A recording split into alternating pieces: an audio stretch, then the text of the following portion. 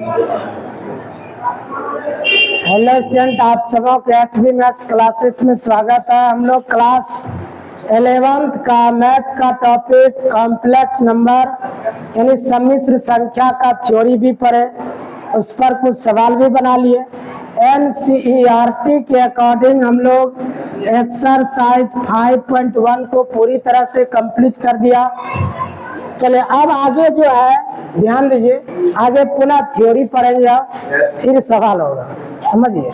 इसीलिए हम पहले बोले थे जैसे आप थ्योरी को कंप्लीट रखिएगा सवाल में कोई लेट नहीं लगता। आप देखिए थ्योरी में लेट लगा, उस पर हम आधारित सवाल भी बनाए और उसके बाद एक्सरसाइज तुरंत खत्म हो गया। उसी तरह से मैं थ्योरी को आप कंट्रोल करके रखिए प्लस उसका एग्जाम्पल, उसके बाद कोई दिक्कत नहीं होगा, फटाफट खत्म होते हुए चला जाएगा। अब देखिए आपको इसमें जरूरत क्या क्या चीज का पढ़ने वाला है, ठीक है। तो एक चीज और बता दें कि हम लोग फैक्टोरियल का पहले बात बता चुके हैं। जो भी स्टूडेंट अभी तक फैक्टोरियल के बारे में नहीं जानते वो हम शुरू से ही सारा वीडियो धीरे धीरे जैसे जैसे अपलोड हुआ है सीरियल नंबर सबको आप देख लीजिए, वहां पर हम इस सब के बारे में व्याख्या कर चुके हैं पहले से। इसको पढ़ने बोले थे फैक्टोरियल 2 या दो स्टाइल से भी इसको लिखते हैं, दो लेके उसके बाद ऐसे इसको भी पढ़ेंगे फैक्टोरियल 2। ये भी है फैक्टोरियल 2। इसका फैक्टोरियल 2 का मान कैसे निकालते थे? 2 है तो पहले 2 लिखिए, 2 है तो 2 लिखना है, 3 है 3 लिखना, 4 रहता 4 लिखते, 5 रहता 5 लिखते। उसके बाद गुना करते हैं, जो भी संख्या यहाँ पर है उसी से एक कम करते हैं। तब 2 से 1 कम करेंगे तो क्या होगा? 1। जैसे 1 पर आते हैं ना तो उसके बाद रुक जाते हैं, तब 2 गुना 1 करिएगा 2 होगा, इसीलिए फैक्टोरियल 2 का मान 2 होता है। ये सब हालांकि पहले बता चुके हैं। मान लीजिए फैक्टोरियल 3 का मान बताना, इसी को दूसरे स्टाइल में ऐसे भी लिखते हैं, ऐसे, यानी फैक्टोरियल 3 ही पढ़ना है। इसको तोड़ते कैसे है? 3 है पहले 3 ही लिखना है, 4 रहेगा पहले 4 लिखेंगे, 6 रहेगा पहले 6 लिखेंगे और उसके बाद एक कम करते जाना है। तो 3 से 1 कम करिए, 2 हुआ, फिर गुना, अब 2 से 1 कम करिए, 1। जैसे 1 पर आया उसके बाद रुक जाना, 1 पर आने के बाद रुक जाना है। 3 गुना 6 गुना 1 करेंगे 6 होगा, इसीलिए फैक्टोरियल 3 का मान कितना होता है? 6। समझ रहे? फिर मान लीजिए फैक्टोरियल 5 का मान निकालना है, या फैक्टोरियल 5 का मान, पहले 5 है क्या लिखेंगे? 5 लिखेंगे, 6 रहता 6 लिखते। हमेशा 1 कम करते जाना, तो 5 से 1 कम 4, फिर 4 से 1 कम 3, 3 से 1 कम 2, तब तक लिखते रहेंगे जब तक 1 नहीं आएगा। तो 2 से 1 कम 1, तो 5 और 20 या 60 दुना 120, इसलिए फैक्टोरियल 5 का मान कितना होता है? 120। तो इससे भी बहुत सौंदर्य तरीका हम पहले ये सब बता चुके हैं। जो लेट सेट से आए उसके लिए हम बता दिए इतना सा, और सब कहानी है उसके बारे में बता चुके हैं पहले से, इसलिए वीडियो में जरूर देख लीजिएगा उसको। जो क्लास नहीं किए तो इसको थोड़ा नोट कर लीजिए, ठीक है। इसका स्क्रीनशॉट ले लीजिए इसका।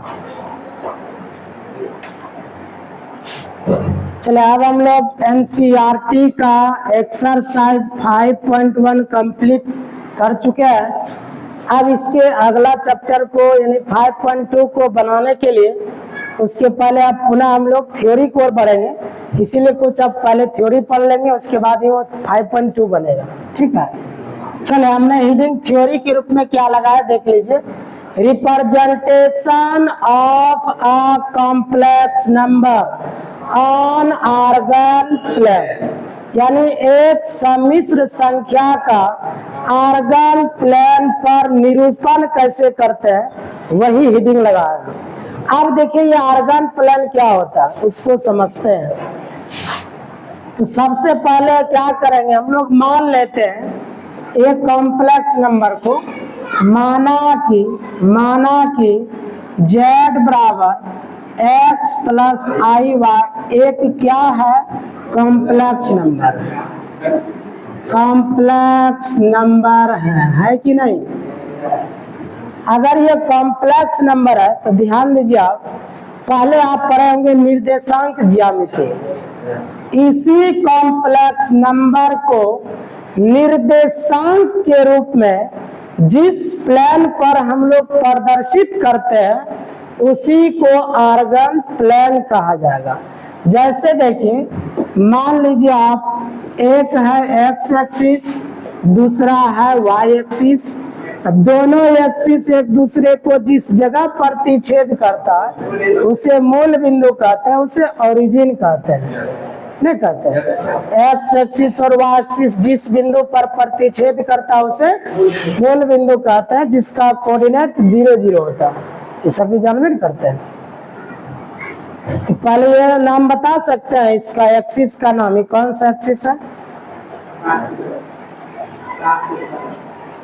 कार्टिकल, कार्तीय तल। उत्तल का नाम है कार्तीय तल। एक्सिस कितने प्रकार के होते हैं? कौन कौन? अक्ष जो कहते हैं ना, एक्स एक्सिस कितने प्रकार के होते हैं ये पूछ रहे हैं। चले, यहाँ पर बहुत सारे स्टूडेंट 10 क्लास जो पार करके आता है उसको ये मालूम नहीं रहता कि एक्सिस कितने प्रकार के होते हैं। बहुत सारा जानकारी मिलते चला जाएगा, केवल लगातार क्लास आप लोग करते रहे। एक्सिस 2 प्रकार के होते हैं। पहला रेक्टेंगुलर एक्सिस, रेक्टेंगुलर एक्सिस। दूसरा होता है ऑब्लिक एक्सिस। क्या आप 10 क्लास में पढ़ के आए इसको? नहीं पढ़े होंगे। वहाँ केवल टीचर क्या करता था, एक्स एक्सिस वाई एक्सिस खींच देता था, ग्राफ खींच के बस आंसर मिला दिया, हो गया। आप लोग को भी आंसर से मतलब था, इसीलिए बोले टीचर कहाँ क्या चीज में आपको कटौती करेगा आप उसका अंदाजा भी नहीं लगा सकते। थ्योरी में खासकर सवाल वाले, मान लीजिए आप 5.1 बना रहे थे, एक क्वेश्चन बना, उसके बाद 8 नंबर बनाने लगे, इसमें पता चला 7 क्वेश्चन नहीं बताया गया। इसमें भले आप पता कर लिए, लेकिन थ्योरी में आपको पता ही नहीं चलेगा क्या पढ़ाया क्या छोड़ा। तो सारा सिस्टम किसके हाथ में रहता है? टीचरों के हाथ में रहता है। तो आइए इसको समझते हैं। जबकि आप वहीं पर जब इसका यूज किए तो वहाँ क्या प्रकार नहीं जानना था, जानना था। तो आइए देखिए, हम बता देते हैं शॉर्ट में। एक्सिस 2 प्रकार, जब भी आपको पूछे एक्सिस कितने प्रकार के होते हैं तो बताइएगा 2 प्रकार के। कौन कौन? अक्ष नहीं बोलते हैं, अक्ष होता है, एक्सिस माने अक्ष नहीं कहते। एक्स एक्सिस यानी एक्स अक्ष, वाई एक्सिस यानी वाई अक्ष, इसी तरह से। तो अक्ष जो है 2 प्रकार का होता है। एक्सिस कितने प्रकार के? 2 प्रकार के। कौन कौन? रेक्टेंगुलर एक्सिस और ऑब्लिक एक्सिस। आप कैसे जानेंगे कि रेक्टेंगुलर एक्सिस कौन है, ऑब्लिक एक्सिस कौन है? क्या जानते हैं? नहीं जानते हैं तो बताइए रेक्टेंगुलर एक्सिस कौन है। तो देखिए समझ लीजिए, रेक्टेंगुलर एक्सिस किसको कहते हैं ध्यान दीजिए। आप 10 क्लास तक जितना भी ग्राफ खींचे हैं वो सब का सब कौन एक्सिस था? Rectangular axis. यानी जब एक्स एक्सिस और वाई एक्सिस के बीच का कोण 90 डिग्री का हो जाए तब ऐसे एक्सिस को रेक्टेंगुलर एक्सिस कहा जाता है। नहीं याद हुआ? जब एक्स एक्सिस और वाई एक्सिस के बीच में 90 डिग्री का एंगल हो तब उसे रेक्टेंगुलर एक्सिस कहा जाता है। अब ऑब्लिक किसको कहते हैं समझ में आ गया ना? रेक्टेंगुलर हमेशा एक्स वाई के बीच में अगर 90 डिग्री कोण बनेगा तब रेक्टेंगुलर एक्सिस होगा। और हम लोग 10 क्लास में भरपूर यूज किया, ग्राफ सब में नहीं करते थे। निर्देशांक ज्यामिति में यही वाला ग्राफ बनता था। आइए देखिए, अब ऑब्लिक एक्सिस किसको कहते हैं। देखिए, कोई अगर स्टूडेंट ऐसे खींच दिया, एक्स एक्सिस वाई एक्सिस खींच दिया, तो जब किसी को कॉपी दिखा दीजिएगा कहेगा बोरबा के ऐसे कौन बता दिया तुमको एक्सिस खींचना, ऐसे होता है एक्स एक्सिस वाई से, ऐसे कौन बताया। तो जो कह रहा है कि ये गलत है वो खुद ही गलत है जो इसको गलत कर रहा है। तो उसको पता नहीं है कि एक्सिस क्या चीज है, बस उसको एक ही नॉलेज है, एक्सिस बोला ऐसे खींच दीजिए हो गया। नहीं, यही चीज, यही कमजोरी यही नॉलेज जिसके पास नहीं रहता वो कहीं भी ये नॉलेज का कमी हुआ कि नहीं उस जगह। भले आप सवाल तो बना लिए, लेकिन जब कभी विभा देने के लिए जाइएगा पूछ लेगा एक्सिस कितने प्रकार का होता है, तो ज्यादा स्टूडेंट यही जवाब देगा, 2 प्रकार के होता एक एक्स एक्सिस दूसरा वाई एक्सिस, यही बोल देगा, जो कि गलत है, ये सही नहीं है। समझे? आइए ऑब्लिक को समझाना। रेक्टेंगुलर तो समझ चुके हैं, जब एक्स एक्सिस और वाई एक्सिस के बीच का कोई 90 डिग्री का हो जाए तो उसे रेक्टेंगुलर एक्सिस कहते हैं। अब ऑब्लिक एक्सिस किसको कहते हैं? देखिए, जब एक्स एक्सिस और वाई एक्सिस के बीच का कोण 90 डिग्री का नहीं हो तब ऐसे एक्सिस को ऑब्लिक एक्सिस कहा जाता है। क्या नहीं समझे? जब एक्स एक्सिस और वाई एक्सिस के बीच का कोण कितना डिग्री नहीं हो, 90 डिग्री का नहीं हो, तब ऐसे कोण को ऑब्लिक एक्सिस कहा जाता है। तो अगर कोई ऐसा एक्सिस खींचा, क्या गलत है? नहीं, ये गलत नहीं है, बस बोलेंगे कि ये ऑब्लिक एक्सिस है। अब मामला फंसा, इसका यूज कहाँ करते हैं और इसका कहाँ यूज होता है, ये भी बात ना जानना पड़ेगा। इसका यूज हम लोग जब भी करते हैं वो कार्तीय तल में होता है, कार्टेशियन प्लेन में होता है, और इसका यूज पोलर कोऑर्डिनेट में यूज होगा।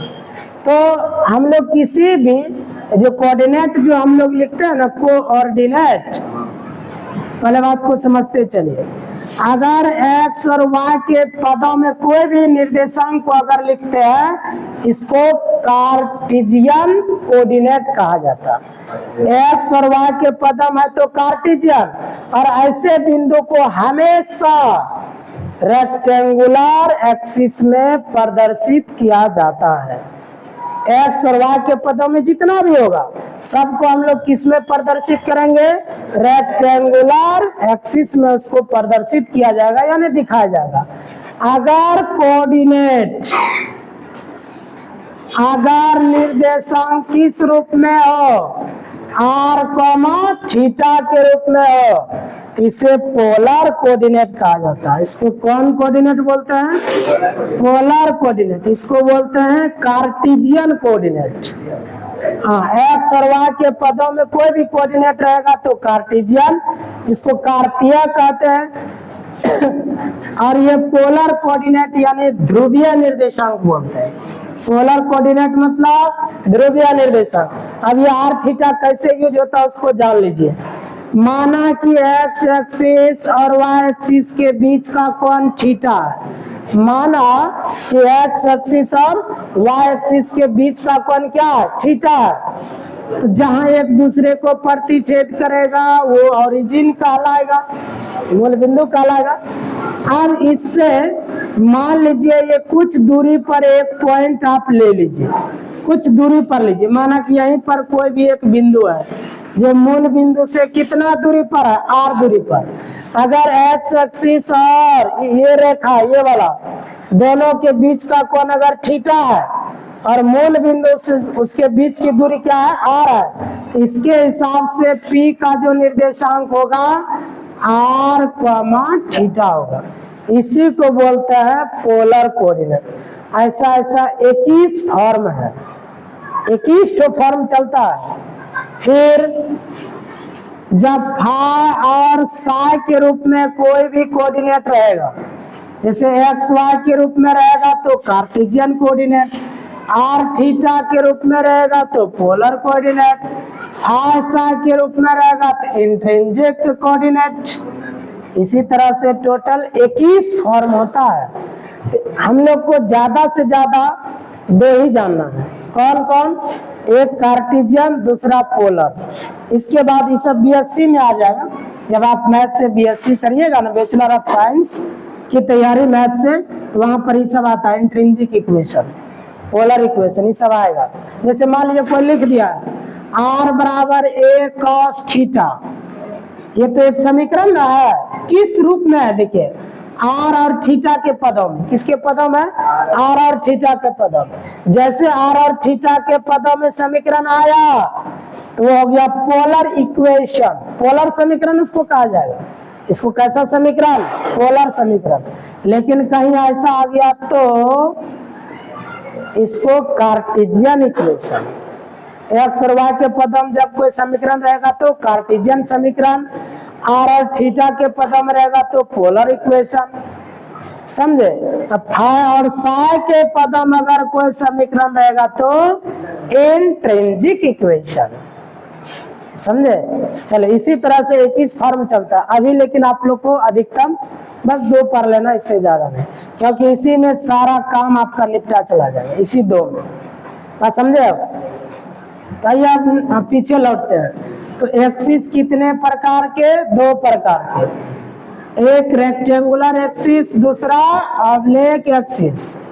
समझिए, तो इसको कहीं दूसरे जगह नोट कर लीजिए, याद रहेगा। एक्सिस 2 तरह का होता है। ये हो गया कैसा एक्सिस?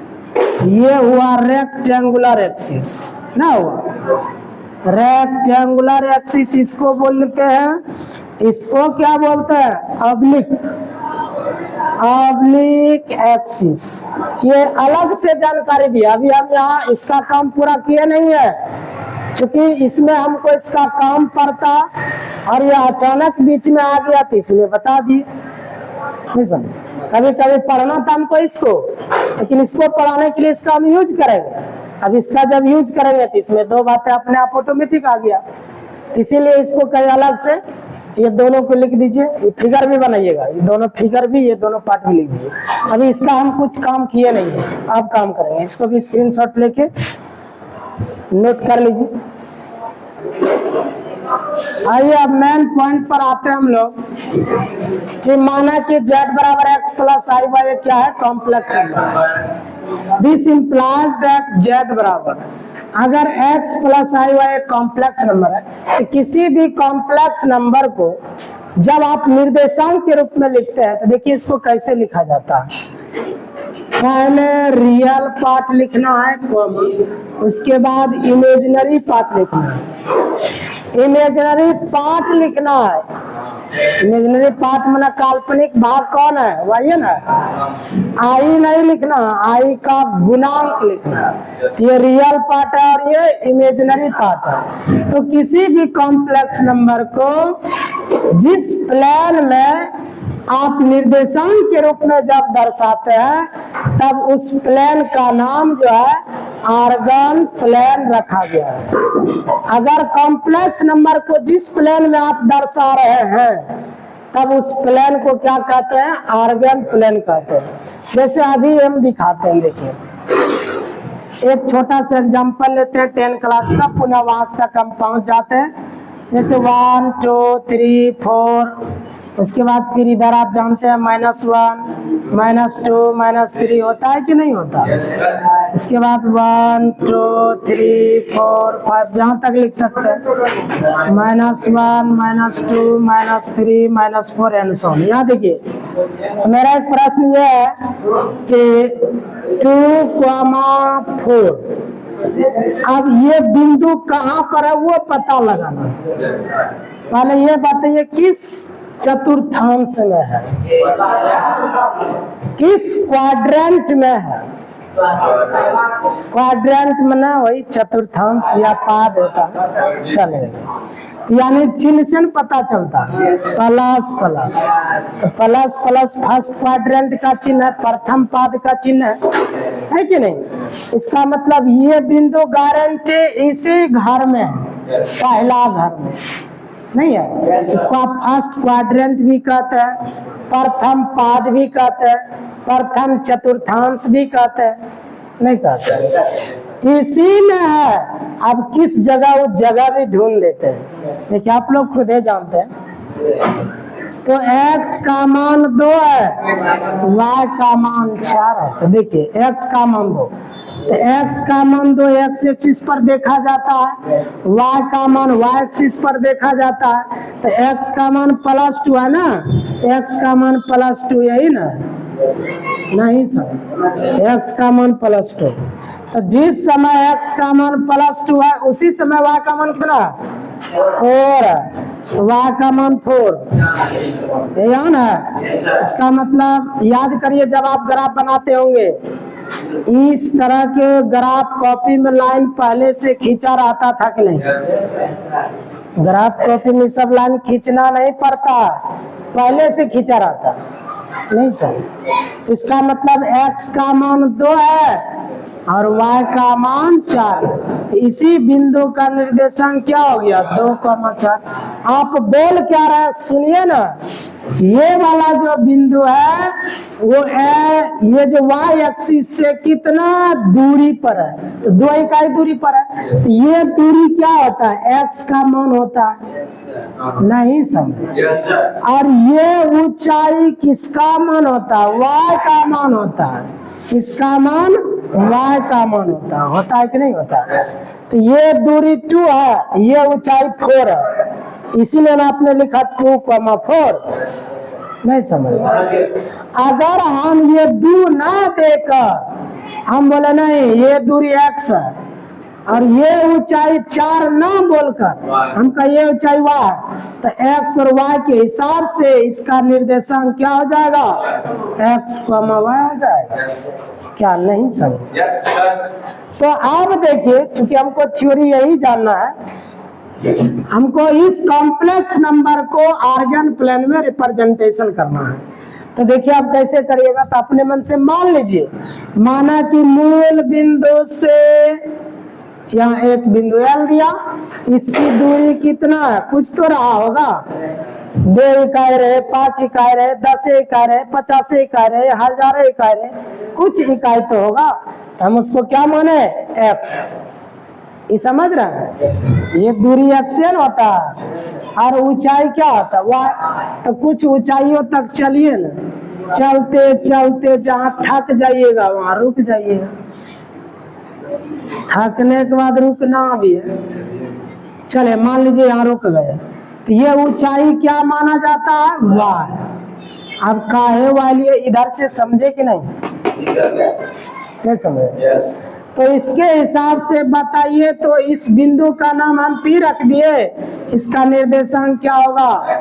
x, y होगा। लेकिन इस जगह कॉम्प्लेक्स नंबर क्या होगा? इस जगह कॉम्प्लेक्स नंबर होगा x + iy। जब किसी भी कॉम्प्लेक्स नंबर को जिस प्लेन पर प्रदर्शित किया जाए उसी प्लेन को आर्गन प्लेन कहा जाता है।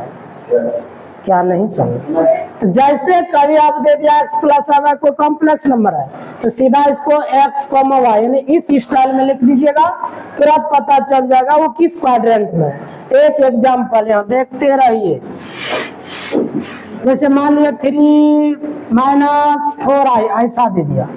अब इसको निर्देशांक के रूप में कैसे लिखिएगा? पहले रियल पार्ट को लिखते हैं, उसके बाद इमेजिनरी पार्ट को। आई नहीं लिखना है, आई का गुणांक लिखना है। तो बोले किस क्वाड्रेंट में? 4th क्वाड्रेंट में, चतुर्थ पाद में है कि नहीं? क्या नहीं समझ? तो ये बिंदु, इसके हिसाब से ये बिंदु यहाँ ना होके कहाँ हो जाएगा? यहाँ, इसमें ना होगा, इसमें चला जाएगा। इसी तरह आप समझ गए ना? चिन्ह का थोड़ा ध्यान रखना। अब क्या करेंगे? देखिए, देखते रहिए, कायम देखते हैं।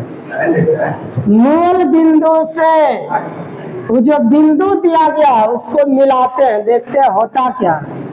मूल बिंदु से बिंदु P को मिला दिए, जैसे मिलाए देखने में इसका शकल सूरत कैसा है? समकोण त्रिभुज के जैसा नहीं है, राइट एंगल ट्रायंगल है। यहाँ पर देखिए है कि नहीं 90 डिग्री हुआ कि नहीं? आप 10th में पाइथागोरस थ्योरम पढ़े होंगे कि कर्ण का वर्ग शेष 2 भुजाओं के वर्गों के योग के बराबर होता है। या शॉर्ट में अगर कहा जाए तो कर्ण स्क्वायर बराबर, ऐसे ना, कर्ण स्क्वायर बराबर नाम का स्क्वायर प्लस आधार का स्क्वायर। इंग्लिश मीडियम वाला बोलता है हाइपोटेनस का स्क्वायर बराबर परपेंडिकुलर स्क्वायर प्लस बेस का स्क्वायर। इंग्लिश मीडियम वाला ऐसे बोलता है। तो देखिए आप, ये समकोण त्रिभुज में ऐसा होगा कि नहीं होगा? तो जब लंब भी पता है, आधार भी पता है, तो हम कर्ण क्या नहीं निकाल सकते हैं? निकाल सकते हैं। कर्ण क्या होगा? लंब स्क्वायर प्लस आधार स्क्वायर। अच्छा एक चीज बताइए, Y square plus X square लिखे या X square plus Y square लिखे? तो दोनों तो एक ही चीज है, तो बतवा इज सेम है कि नहीं? चलिए, तो अब क्या होगा देखिए। तो रियल पार्ट का ये समझ रहे क्या कर रहे? कर्ण निकाल रहे, कर्ण नहीं समझ। कर्ण स्क्वायर हटाइए ना, यहाँ रूट नहीं चल जाएगा। इंग्लिश मीडियम वाला एक्स पर रूट हटाएगा तो यहाँ से आ जाएगा। तो कर्ण बराबर रूट ओवर लंब स्क्वायर प्लस आधार स्क्वायर, हाइपोटेनस बराबर रूट ओवर परपेंडिकुलर का स्क्वायर प्लस बेस का स्क्वायर। नहीं समझे? तो ये तो कर्ण ना है, तो कर्ण बराबर क्या हो गया? रूट ओवर लंब स्क्वायर प्लस आधार स्क्वायर। स्टैंडर्ड लिखने के लिए हम लोग लिखते हैं पहले X square plus Y square, X square plus Y square. समझ में आ रहा? आप देखिए और कुछ चीज बताना है। चले देखिए, यहाँ तक समझ में आ रहा? आइए, ये जो आपने z बराबर एक कोऑर्डिनेट के रूप में लिखा है x प्लस वाई, इसको कार्टेशियन कोऑर्डिनेट कहा जाता है। कैसा कोऑर्डिनेट? कार्टेशियन कोऑर्डिनेट, यानी कार्तीय निर्देशांक बोलते हैं? नहीं बोलते हैं। एक चीज से और हम आपको भेंट और मुलाकात करवाते हैं। देखिए तो, चूंकि z बराबर क्या है? x प्लस आई वाई, इसीलिए मॉड z बराबर बता सकते हैं। मॉड z कैसे निकालते हैं? Root over X square plus Y square. यही चीज तो यहाँ दिख रहा है, नहीं दिख रहा? तो इसके बदले क्या लिख सकते हैं? मॉड z लिख सकते हैं। तो इसका इसी को हम लिख सकते हैं इसे मॉड z। अगर z कॉम्प्लेक्स नंबर है, अगर z कॉम्प्लेक्स नंबर है, तो वो बिंदु जिस जगह है, मूल बिंदु से जब जब दूरी पूछेगा तो हमेशा याद रखिएगा मॉड z का मान हमें निकालना है। क्या नहीं समझे? हमेशा क्या निकालना है? मॉड z निकालना है। इस सब का ख्याल रखिएगा थोड़ा सा। ये मॉड z कहां से कहां तक दूरी बताता है? मूल बिंदु से जो भी बिंदु आप चुने, जो भी सेलेक्ट किया, मूल बिंदु से उसकी दूरी ही मॉड z है। मूल बिंदु से उस बिंदु की दूरी ही मॉड z है ना, हो गया ऑरिजिन से। तो इसीलिए ध्यान दीजिए। तो मॉड z भी हम लोग समझ चुके हैं। तो आर्गन प्लेन किसको कहे? जब कॉम्प्लेक्स नंबर को हम जिस प्लेन में प्रदर्शित करते हैं उसी प्लेन को आर्गन प्लेन कहा जाता है। समझे कि नहीं? आप देखिए, इसमें और खास बात है। कॉम्प्लेक्स नंबर में एक्स एक्सिस को रियल एक्सिस कहा जाता है, वाई एक्सिस को इमेजिनरी एक्सिस कहा जाता है। लेकिन ये हर जगह नहीं, कॉम्प्लेक्स नंबर में यानी आर्गन प्लेन में हम लिख देते एरो दे करके, आर्गन प्लेन में। कौन प्लेन में? आर्गन प्लेन में। ए में एक्स एक्सिस को हिंदी में अक्ष कहा जाता है। एक्स एक्सिस को वास्तविक अक्ष कहा जाता है। एक्स एक्सिस को कौन अक्ष? वास्तविक अक्ष, इंग्लिश में रियल एक्सिस कहा जाता है। बिल्कुल सारे बोर्ड के स्टूडेंट जुड़े रहे, हिंदी हो या इंग्लिश। आर्गन प्लेन में एक्स एक्सिस को क्या कहते हैं? वास्तविक अक्ष यानी रियल एक्सिस। आर्गन प्लेन में एक्स एक्सिस को रियल एक्सिस कहा जाता है और वाई एक्सिस को इमेजिनरी एक्सिस कहा जाता है। फिर से लिख देता, आर्गन प्लेन में वाई एक्सिस को काल्पनिक अक्ष। कैसा अक्ष?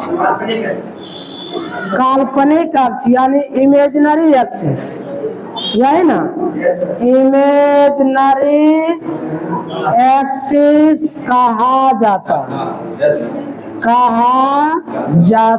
है। समझ रहे कि नहीं? चले तो आज के लिए इतना ही, तो हम लोग अब मिलते हैं अगले क्लास में। इसका स्क्रीनशॉट ले लीजिए।